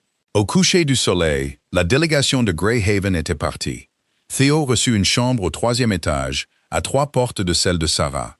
Et quand elle le vit dans le couloir ce soir-là, il la regarda avec des yeux rougis et soulagés, et dit « J'ai apporté votre savon, celui à la lavande. Je l'ai pris avant notre départ. Je pensais que vous pourriez. » Il s'interrompit. Elle le serra dans ses bras. Il resta très immobile, puis la serra très prudemment en retour, évitant son ventre, ses bras légers, son menton reposant sur le sommet de sa tête. Et il sentait la maison de la meute de Greyhaven, l'huile de citron et le vieux cuir. Et pendant un instant, elle eut le mal du pays pour une maison qui n'avait jamais vraiment été la sienne. « Merci », dit-elle. Il hocha la tête, alla dans sa chambre, ferma la porte doucement. Cette nuit-là, elle ne put pas dormir. Le bébé était agité, donnant des coups de pied, se retournant et pressant contre elle de manière urgente, déterminée, comme s'il essayait de communiquer quelque chose qu'elle ne pouvait pas décoder. Son loup était éveillé aussi, faisant les 100 pas dans son crâne, l'entrave qui le retenait se tendant. Et elle pouvait la sentir maintenant, sentir la forme du lien que sa mère avait payé il y a 17 ans, comme une corde nouée autour de quelque chose de puissant et de plus en plus puissant de jour en jour. Elle sortit du lit, enfila les chaussettes de laine bleue, se dirigea vers la fenêtre. La vallée était argentée au clair de lune. Un loup courait seul le long de la lisière des arbres en bas, noir sur l'herbe argentée, et elle sut que c'était lui avant de voir sa taille, avant de réaliser la masse pure de l'animal, parce que son loup le reconnut à distance, comme une boussole reconnaît le nord. Son loup était énorme, pas seulement grand, comme le sont généralement les loups alpha, mais énorme d'une manière qui redéfinissait le mot. Une créature qui se déplaçait dans la vallée, éclairée par la lune comme un morceau de montagne qui avait décidé de se promener. Fourrure noire, dense et sombre, absorbant la lumière. Et les yeux, même de 3 étages plus haut, elle pouvait voir les yeux, dorés, brûlants, se tournant vers le donjon, vers sa fenêtre, la trouvant. Elle pressa sa main contre la vitre. Il arrêta de courir, s'assit, la regarda. Ils restèrent comme ça pendant un long moment. Elle à la fenêtre, la main sur la vitre, le bébé donnant des coups de pied et son loup hurlant silencieusement contre ses chaînes. Lui dans la vallée, avec ses yeux dorés, sa fourrure noire et le clair de lune sur son dos. La distance entre eux était de 3 étages de pierre et de 100 mètres d'herbe, et cela semblait n'être rien. Cela semblait être la membrane la plus fine du monde, prête à se dissoudre au moindre contact. Elle retourna au lit, mais laissa le rideau ouvert. Le lendemain matin, elle demanda au docteur Marsh de retirer l'entrave. Le médecin la regarda longuement, puis elle dit « Je l'étudie depuis votre 2e jour ici. C'est de la vieille magie, très vieille. La femme qui l'a réalisé était extrêmement douée. La retirer ne sera pas facile, et ce ne sera pas indolore.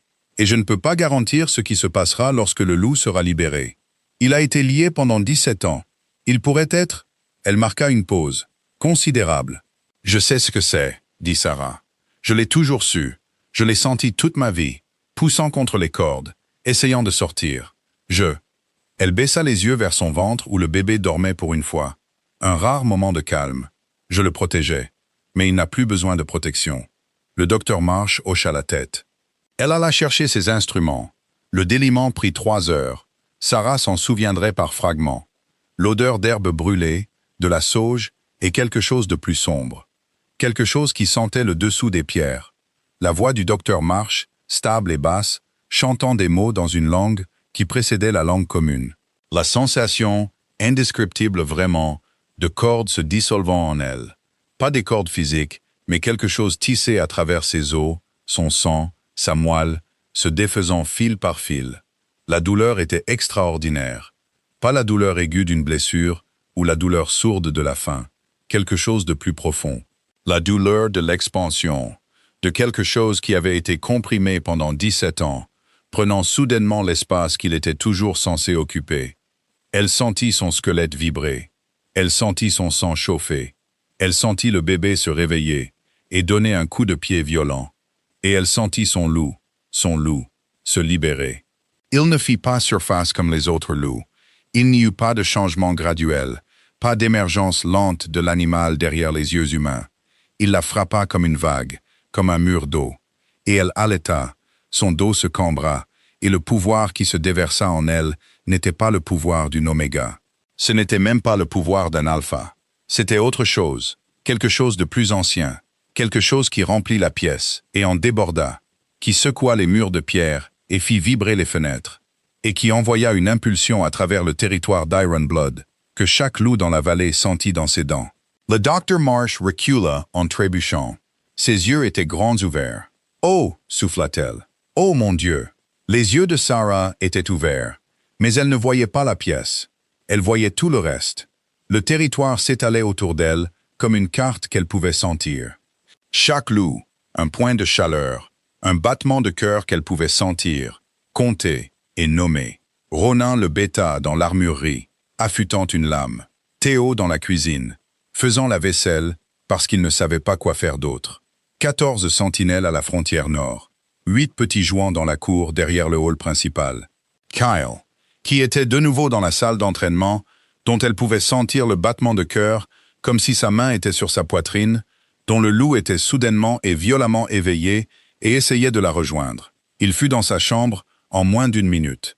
La porte ne survécut pas à son entrée. Elle heurta le mur avec un bruit de coup de feu et rebondit. Il l'attrapa d'une main, l'arracha de son dernier gond, la laissa tomber et traversa la pièce vers elle en 3 foulées. Ses mains étaient sur son visage, ses épaules, son ventre, vérifiant, cherchant. Ses yeux entièrement dorés, son loup si proche de la surface que sa voix sortit doublée. Humaine et animal se superposant. « Qu'est-ce qui s'est passé ?» demanda-t-il. « Mon loup » dit-elle, et elle riait et pleurait en même temps, des larmes coulant sur son visage, son cœur battant à tout rompre, et le pouvoir coulant toujours en elle comme une rivière qui avait trouvé son cours. Mon loup est libre, il le sentit. Elle pouvait le voir, le sentir, le lien entre eux, qui avait été un fil, une suggestion, un potentiel, s'embrasa en quelque chose de si brillant et solide que c'était presque visible.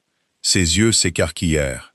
Ses mains s'immobilisèrent sur son visage, et son loup, l'énorme loup noir qu'elle avait vu courir dans la vallée éclairée par la lune, surgit et se pressa contre le sien.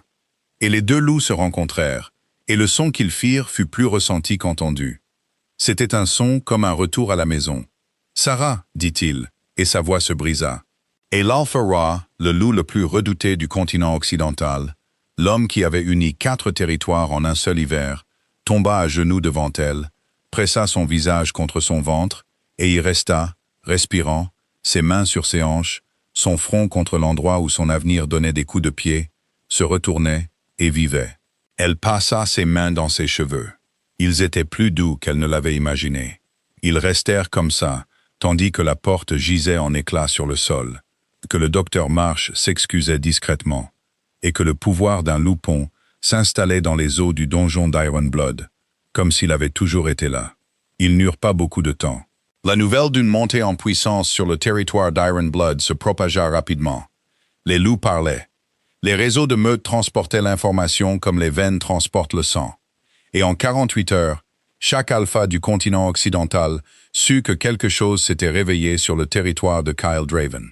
L'alpha Marcus de Greyhaven fut le premier à agir. Il vint lui-même cette fois.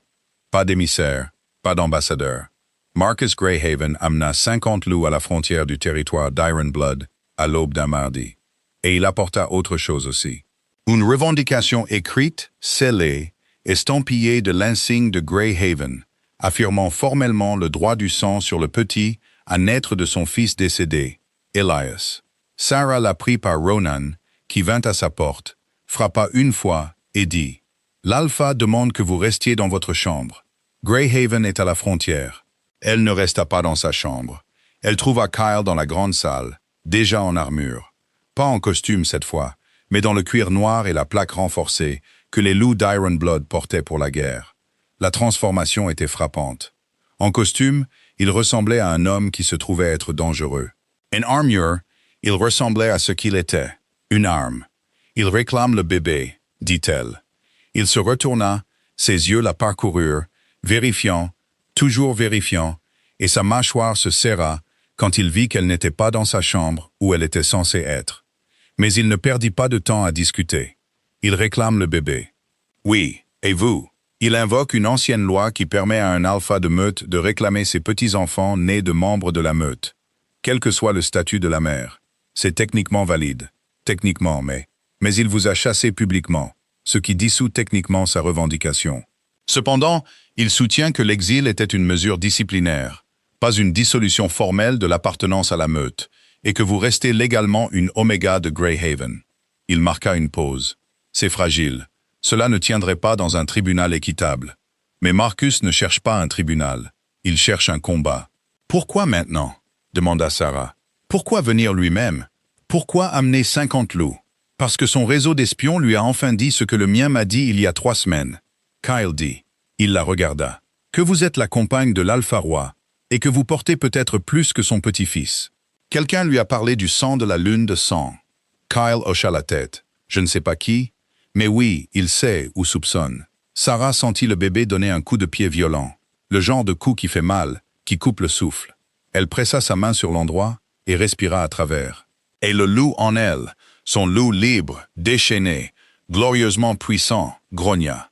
« Laissez-moi venir avec vous, dit-elle. »« Non, Kyle, non. » Il s'approcha d'elle, prit son visage dans ses mains, les gantelets froids contre ses joues. « Vous êtes enceinte de 8 mois.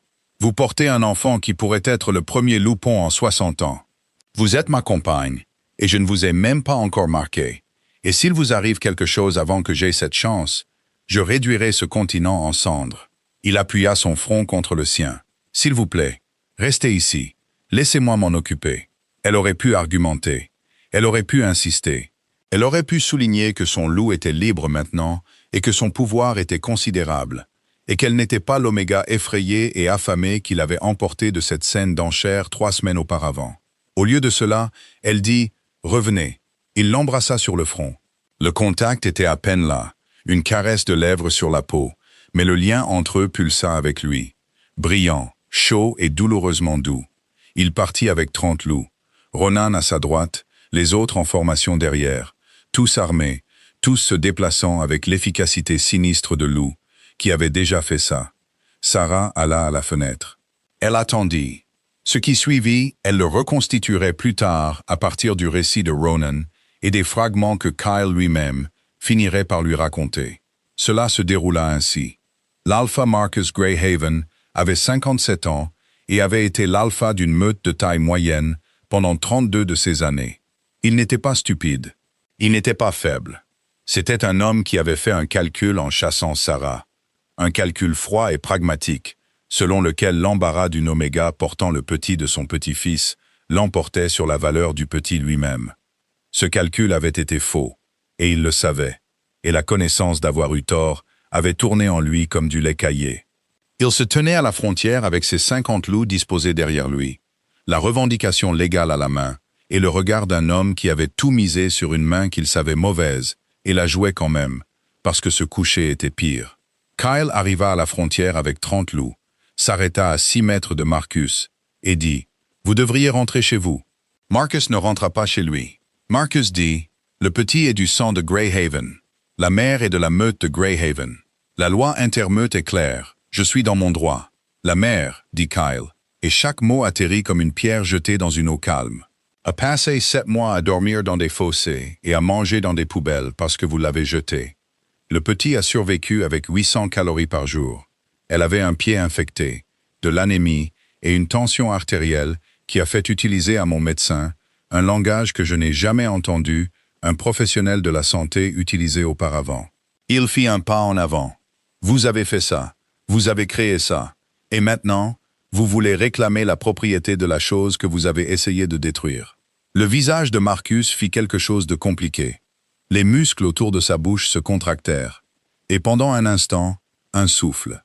Quelque chose passa dans ses yeux, qui n'était pas du calcul, pas du pragmatisme, pas l'économie froide de la direction d'une meute. Quelque chose qui ressembla brièvement à l'expression d'un homme debout devant une tombe.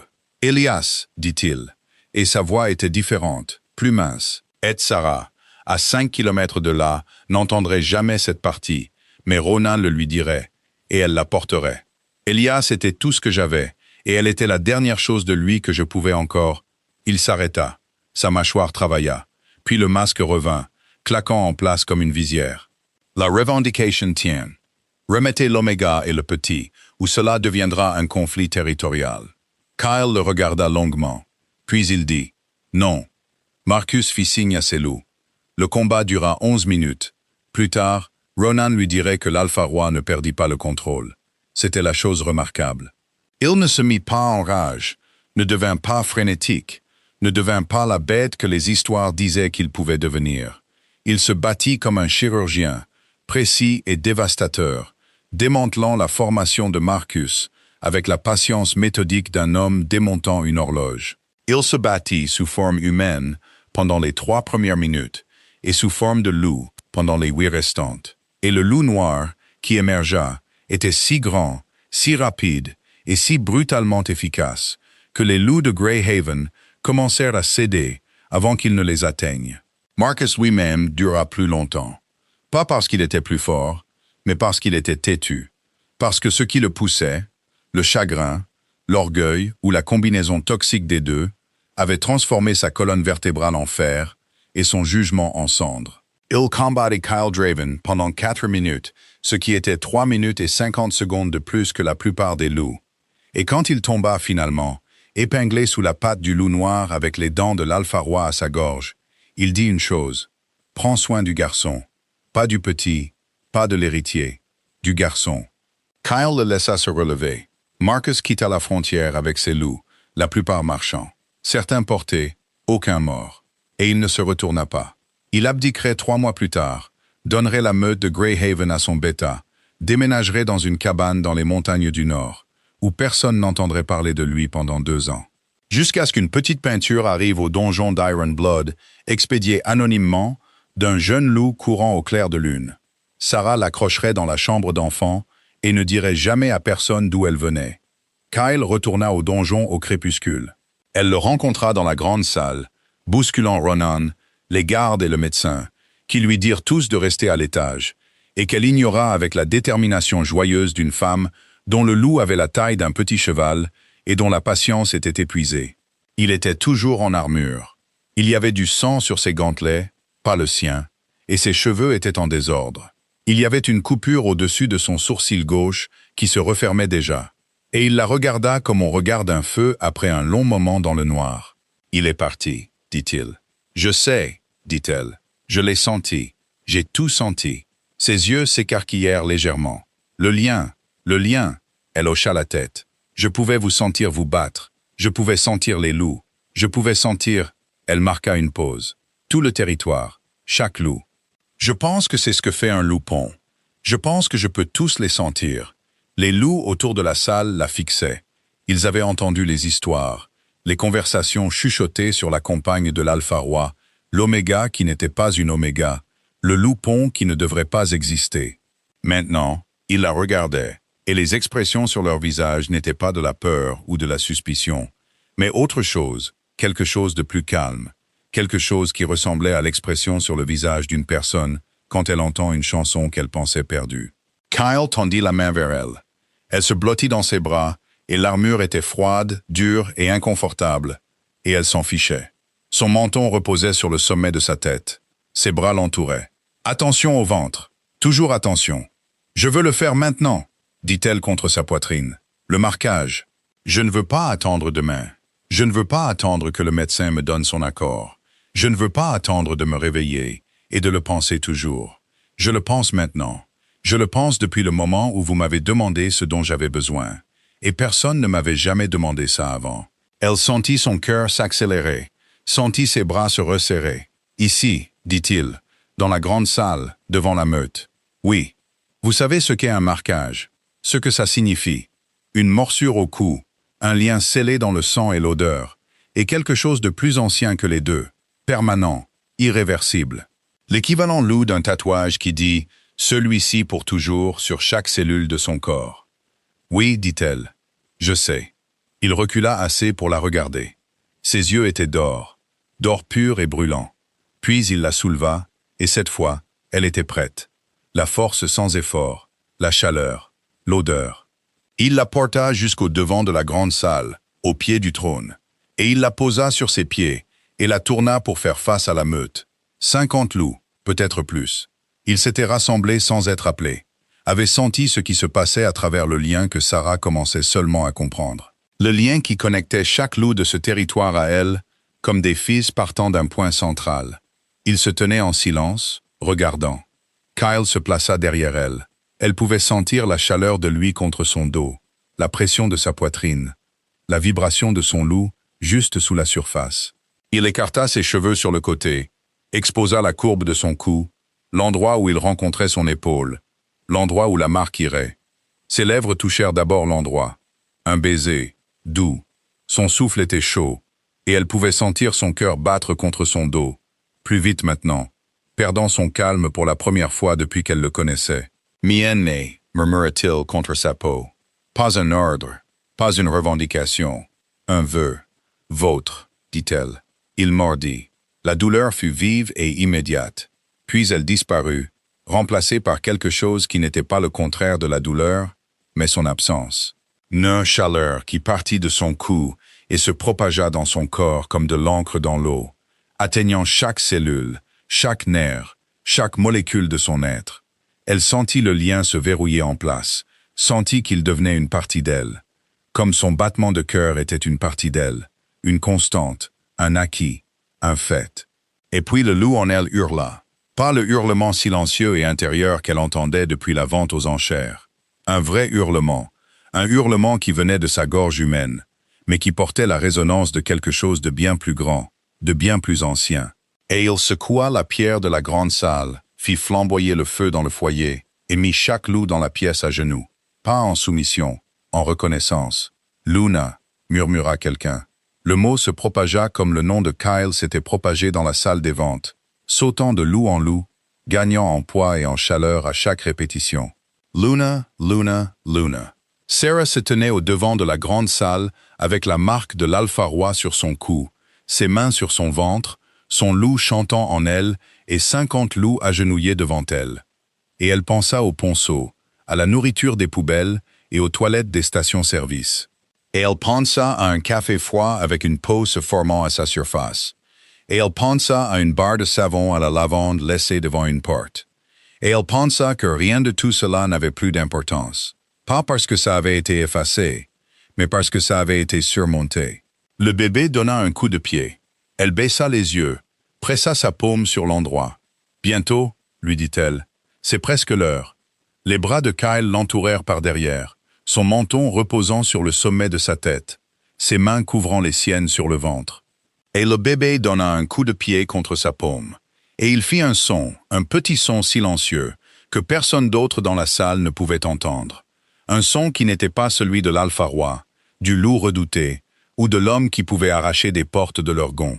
Juste un homme sentant son enfant donner un coup de pied pour la première fois. Les semaines qui suivirent furent les plus calmes de la vie de Sarah. C'était un terme relatif qui englobait des repas réguliers, un sommeil ininterrompu et l'absence de quiconque essayant de la réclamer, de la vendre ou de l'exiler. Le bébé grandit, elle grandit, le territoire grandit, ou plutôt, elle grandit en lui, sentant le réseau de connexion entre chaque loup d'Iron Blood s'étendre et s'approfondir à mesure que son pouvoir de loupon s'installait dans sa pleine expression. Elle pouvait sentir les sentinelles à la frontière nord aussi clairement qu'elle pouvait sentir Kyle à côté d'elle dans le lit. Elle pouvait sentir la maladie avant qu'elle ne montre des symptômes. Pouvait sentir les courants émotionnels de la meute comme un marin sans le vent. C'était sans précédent. Les historiens de la meute, des loups âgés qui passaient leur journée dans les bibliothèques inférieures, entourés de textes si anciens qu'ils étaient écrits sur du vélin, vinrent l'étudier. Ils étaient doux, érudits et profondément excités, comme le sont les universitaires lorsqu'ils rencontrent un spécimen vivant de quelque chose qu'ils pensaient éteint. Sarah se soumit à leurs questions avec patience et un amusement occasionnel, et peignit leurs portraits pendant qu'ils parlaient. Théo trouva sa place dans la meute. Il avait un don pour l'organisation, dont la cuisine d'Iron Blood, une opération massive et chaotique qui nourrissait 200 loups par jour, avait désespérément besoin. En une semaine, il avait réorganisé le garde-manger. En 2, il avait mis en place un système de rotation des repas qui réduisait le gaspillage de 30%. En 3, la chef cuisinière, une redoutable louve nommée Barda, qui avait fait pleurer 2 alphas, le déclara indispensable. Kyle, qui n'avait pas dormi pendant 3 semaines avant le marquage. Kyle, qui avait arraché des portes de leur gonds, détruit des salles d'entraînement et s'était maintenu avec rien d'autre que de la volonté et une promesse. Kyle dormait maintenant. Profondément, paisiblement, son corps enroulé autour du sien dans l'énorme lit, son bras sur son ventre, son visage pressé dans ses cheveux. Et parfois, elle se réveillait la nuit et sentait son cœur battre contre son dos, lent et régulier, et savait que cette chose spécifique, cet homme respirant dans le noir, était ce à quoi ressemblait la sécurité. Il était toujours possessif, toujours territorial, toujours capable de faire tressaillir une salle entière de loups d'un regard. Mais avec elle, elle chercherait le mot et ne le trouverait jamais tout à fait. Tendre s'en approchait le plus, mais manquait quelque chose. Attentif peut-être, présent. Il était présent d'une manière qu'elle n'avait jamais connue, comme si chaque moment qu'il passait avec elle était un moment qu'il choisissait activement, délibérément, pas par obligation ou instinct de lien, mais par quelque chose de plus simple et de plus radical. Il voulait être là. Personne n'avait jamais voulu être là avant. Le bébé arriva 3 semaines après le marquage. C'était un mardi, en fin d'après-midi. Elle était dans la petite bibliothèque, celle avec la bonne lumière, peignant un portrait de la vallée aux couleurs d'automne qu'elle inventait, car elle n'avait jamais vu cette vallée en automne, mais voulait l'imaginer. La première contraction la frappa comme un coup de poing dans le bas du dos. Elle laissa tomber le pinceau, et il laissa une traînée d'orange brûlée sur la toile, qu'elle ne repeindrait jamais, parce que c'était devenu une partie de l'histoire. Kyle le sentit à travers le lien, avant que le docteur Marsh n'entende le cri. Il fut là en moins d'1 minute, encore une fois. Elle commençait à penser qu'il avait une ligne directe avec son système nerveux, ce qui, étant donné le lien, était probablement le cas. Cela prit 14 heures. Sarah s'en souviendrait par fragments, comme le déliement, mais différemment. Les mains stables du docteur Marsh. La voix de Kyle, basse, constante et rassurante. Les contractions qui venaient par vagues, chacune plus grande que la précédente, chacune tirant quelque chose d'un endroit plus profond en elle.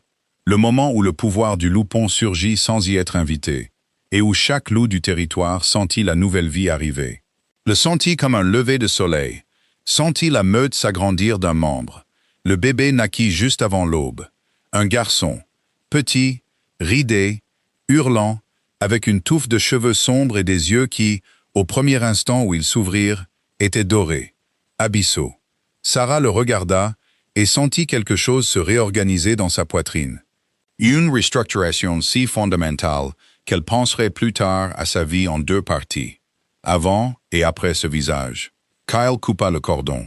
Ses mains, qui pouvaient arracher des portes de leurs gonds et épingler des loups alphas au sol, tremblait. « A-t-il un nom ?» demanda le docteur Marsh. Sarah regarda Kyle. Il la regarda. Le bébé hurlait entre eux, furieux, vivant et exigeant. « Elias, dit-elle. L'expression de Kyle changea. Une question. Son père lui a donné son sang. Elle dit, il devrait porter le nom. Kyle regarda le bébé, les yeux dorés qui le fixaient avec l'intensité floue du nouveau-né, les cheveux sombres, les petits poings serrés et tremblants. Il se pencha et pressa ses lèvres sur le front du bébé. Et le bébé arrêta de hurler. S'arrêta net, se tut, regarda l'alpha-roi avec ses yeux dorés et fit un son. Un petit gargouillis, distinctement peu impressionné. Et un petit poing se déroula, attrapa le doigt de Kyle et s'y accrocha. « Elias, dit Kyle. » Sa voix n'était pas stable. Ses yeux n'étaient pas secs. Le loup le plus redouté du continent occidental pleurait dans une salle d'accouchement qui sentait le sang, l'antiseptique et la nouvelle vie, et il ne semblait pas se soucier de qui le savait. Bienvenue à la maison. L'aube entra par la fenêtre et les trouva comme ça. Sarah dans le lit, avec le bébé sur sa poitrine. Kyle à côté d'elle, une main sur le bébé, une main dans ses cheveux, son front contre sa tempe. Le docteur Marsh dans le coin, prenant des notes sur son dossier et faisant semblant de ne pas être ému. Dehors, la vallée devenait dorée, avec la première lumière. Un loup hurla quelque part à la lisière des arbres, un hurlement long, bas et célébratoire, et un autre répondit, puis un autre, et puis toute la vallée chantait. Des dizaines de loups élevant leur voix vers l'aube, accueillant la nouvelle vie dans la meute, dans le territoire, dans le réseau de connexion que Sarah pouvait sentir vibrer à travers ses os. Le poing du bébé était toujours enroulé autour du doigt de Kyle. Il ne lâcha pas.